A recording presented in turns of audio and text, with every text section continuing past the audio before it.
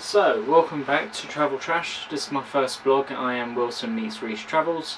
I'm Reese and this is Wilson. So that probably gives the name away, and yes, he does come travelling with me. So this episode is just basically quickly go over my camera equipment, my future plans, and generally what I'm about basically. So let's start off with the camera equipment. So my main camera I'm using with my standard lens is the Nikon D5600 with the 18 to 55mm lens. Pretty much gets on my scenery shots and sort of like quick shots that you might see on my website or Instagram page. It's that one I'm using there. However, for the more nature shots I take, or even close-ups to macro, I generally use the Sigma 70 to 300mm lens. It's ideal for any novices to beginners. It's not the most advanced lens, and it is a little bit slow and a bit chunky when it comes to taking pictures. So there are downsides to this, but it gets the job done, which is the main thing. So yeah, so that's one. Whenever you see a nature shot, this is the guy here that helps me with that. In regards to sort of you probably see from my previous videos, the ones in New Zealand and so on, I use sort of like more of an action camera, and that will be due to this guy. So it's pretty robust. It's the GoPro Session 5. It pretty much does everything I need. Apart from scuba diving, there's no dive cases for these, which is a little bit annoying. However, at the end of the day, they're pretty good for snorkeling. So when I was taken to the Maldives, so all the turtle shots and shark shots were basically featured by this guy here. So it's pretty good, does everything you need. I've got quite a few different sort of mounts for it, from chest to head, to even the pole mount, which comes in handy if you've got a selfie stick. You just literally whip out a cheap selfie stick, stick it at the end, and then not only have you got something to help you go snorkeling, you also got basically a great selfie stick to take this with. So you're probably wondering what I use for a lot of my aerial photography, my sort of like mainly all my video editing as well. That's from my drone. So I use the DJI Mavic Pro. It's pretty a robust drone. It's great from any amateur to professional photographers or videographers, etc. It uses 4K, it goes up to 4K image, so it's pretty good for to be honest, everything. And also it's pretty compact, so it fits in my trusty, I'll say, my backpack here, and it's pretty good. So I usually carry a couple of batteries. They usually last about 25 minutes, so I can get quite a bit of footage in there. However, if I'm shooting a long shot like St. Michael's Mount, you've probably seen from Instagram, it drains quite a bit of battery, and if it's a windy day, it's a bit scary when it comes to using it. So my drone is pretty ideal for any sort of like long range shots, getting that ideal sort of picture, even nature as well. So just as it here, it's not actually too big. It weighs a couple kilos, but it's pretty compact when it comes to the overall. So as you can see, just as it here.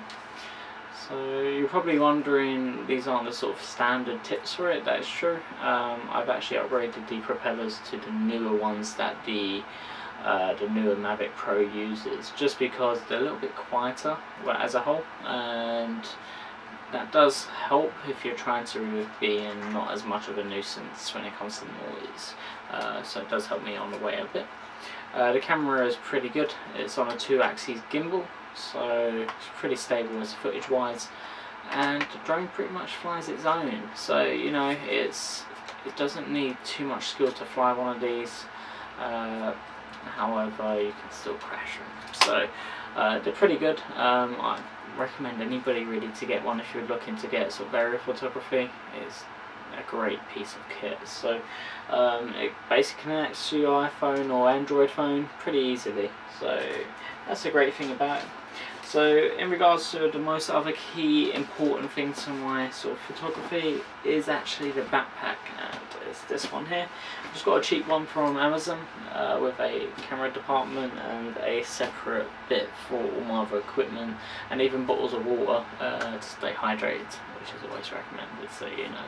So yeah, so that's pretty much my camera equipment. I haven't got much, I haven't really got an extensive lot, but I do add things and keep trying to get as much as I can into one bag. As a whole, in regards to my travel plans this year, so I've just recently got back from a random last minute work trip to Portugal, where I got the shots from the Villa Balbina and a few other places around Albufeira area in Portugal. So basically check that out. You'll probably see a video on my travel website or even on this YouTube channel. In regards to what's next, so on the 14th of April I'm heading to Japan, so I'm going to head back there for a few weeks. Heading more north this time. I might head down south to Hiroshima, but not too sure at the moment. I'm kind of on the wind when it comes to my travel plans when I get out there. I don't have a set route, so it's kind of a bit of a surprise. If I see anything interesting, then I'll be pretty much vlogging it, taking pictures, adding it to Instagram. So check all my sites just to see if there's anything new I've been interested in. In regards to after that, there's no actually set plans for this year. I'm a bit bad, to be honest, when it comes to that. Normally I have a few ideas of what I'm doing, but at the moment I'm not too sure. I might be doing Costa Rica, I might be doing South Africa, I might be doing USA. I'm not too sure. It's kind of a big sort of overall what I'm going to be doing, but it's sort of after Japan I should have a better idea and let you know about that. On average I do quite a few little short trips as well. I'm trying to think I might go to Iceland and also Norway as well. They're two big trips that I fancy doing as a quick getaways, so you'll probably see them about within the next few months, so probably around the July to September period. In regards to after that, there is no set plans for next year. Unfortunately it's just this one trip at the moment that's sort of set. Everything else is in blue, so keep an eye out. I'm always posting up updates on where I'm going next and keep it sort of interesting.